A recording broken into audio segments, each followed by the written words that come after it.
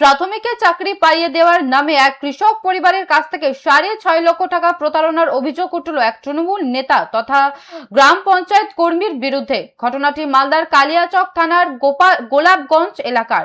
অভিযোগকারী কৃষক খগেন মণ্ডলের দাবি, প্রায় 6 বছর আগে তার 2 ছেলেকে প্রাথমিক বিদ্যালয়ে চাকরি দেওয়ার নাম করে 20 লক্ষ টাকা দাবি করেন হরিশ্চন্দ্রপুর 1 নম্বর ব্লকের পঞ্চায়েত কর্মী ও তৃণমূল নেতা অমল কান্তি সরকার। বাধ্য হয়ে জমি বিক্রি করে নগদ 6,50,000 টাকা অমল কান্তির হাতে তুলে দেন তিনি। টাকা নেয়ার একটি গোপন ভিডিও বর্তমানে সমাজ মাধ্যমে ভাইরাল। তবে এই ভিডিওর সত্যতা যাচাই করেনি এবিএসকে নিউজ। দীর্ঘদিনেও চাকরি না মেলায় টাকা ফেরত চাইলে উল্টে খগেন মণ্ডলকে মিথ্যা মামলায় ফাঁসানোর হুমকি দেওয়া হয় বলেই অভিযোগ। 2024 সালে কালিয়াচক থানার লিখিত অভিযোগ দায়ের করলেও 1.5 বছরে অভিযুক্ত গ্রেফতার হয়নি বলে দাবি ভুক্তভোগী পরিবারের। সম্প্রতি রাজ্য সরকারের পরিবর্তনের পর ফের জেলা শাসক ও পুলিশের দ্বারস্থ হয়েছেন তিনি। প্রশাসন ইতিমধ্যেই গোটা ঘটনার তদন্ত শুরু করেছে।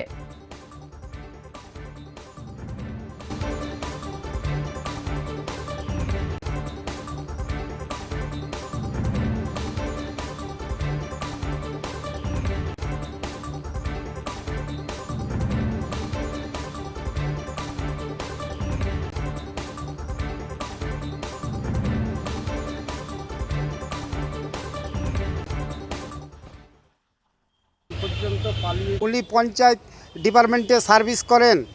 হরিশ্চন্দ্রপুর তার পোস্টিং।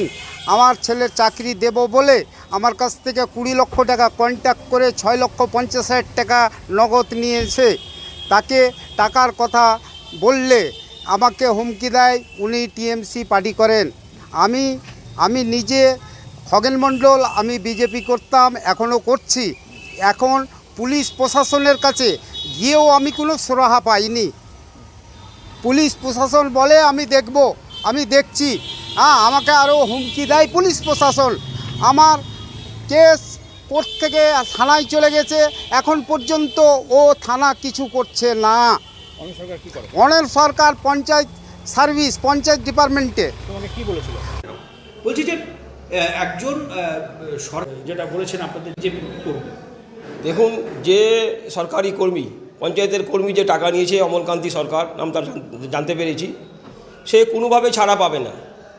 তিনি বিগত দিনে তৃণমূল করেছেন না কী করেছেন আপনারা জেনেছেন। গতকালকেও শুভেন্দুদা বলেছেন কোনো চোরকে আমরা ছাড়বো না, সে তৃণমূলের কর্মী হোক আর সরকারি আমলা হোক আর সরকারি কর্মী হোক, তার উপযুক্ত ব্যবস্থা আমরা করব। সে আমাদের কর্মী, শুনতে পাচ্ছি সে নাকি বিজেপির কর্মী খগেন মণ্ডল। তার যদি সে টাকা নিয়ে থাকে তাকে টাকা অবিলম্বে ফেরত দিতেই হবে।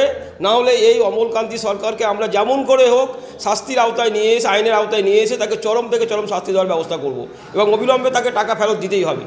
আগামী দিনে যত রকম ব্যবস্থা আমরা ডিএম প্রশাসনকে বলছি, অবিলম্বে আপনার এই অভিযোগ দায়ের যে করেছেন সেটা তদন্ত করে তার টাকা ফেরত দেওয়ার ব্যবস্থা করুন, নাহলে কিন্তু এর চরম ব্যবস্থা বিজেপির পক্ষ থেকে করা হবে।